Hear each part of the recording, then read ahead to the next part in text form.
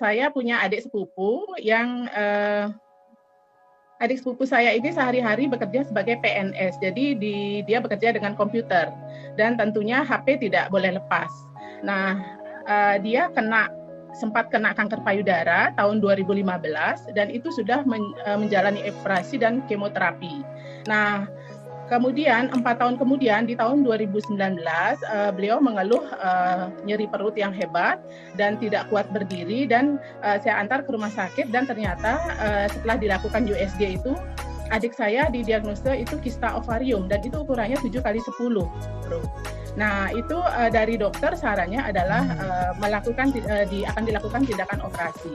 Dan pada waktu itu HB-nya saya tahu 7,4 dan dari dokter hanya menunggu jadwal operasi. Nah, selama menunggu jadwal operasi yang lumayan, antreannya lumayan, itu kita apa sih yang bisa dilakukan? Lalu saya sarankan ke adik saya bahwa selama menunggu jadwal operasi, tentu kita tidak bisa lepas dari pekerjaan kita yang sehari-hari di depan komputer. Dan dia sudah ada riwayat kena kanker payudara juga, artinya tubuhnya dia itu sudah sangat sensitif dengan radiasi gitu. Nah, akhirnya dia mengikuti nasihat saya dan akhirnya menggunakan Alpasvin sehari-hari. Jadi selalu ada di pinggang dan saat bekerja dia selalu taruh di samping komputernya dengan taruh air di atasnya.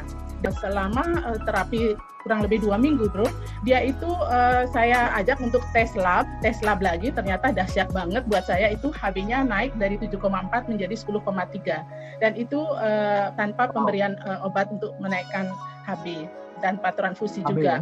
Wow. Nah, adik saya semakin percaya dan sehari-hari pakai pembalutnya. Saya sarankan pakai panty dan pembalutnya saat menstruasi. Dan itu fungsi ionegatifnya itu luar biasa untuk seperti Bro Leo bilang tadi, itu meningkatkan pH, meningkatkan imun tubuhnya.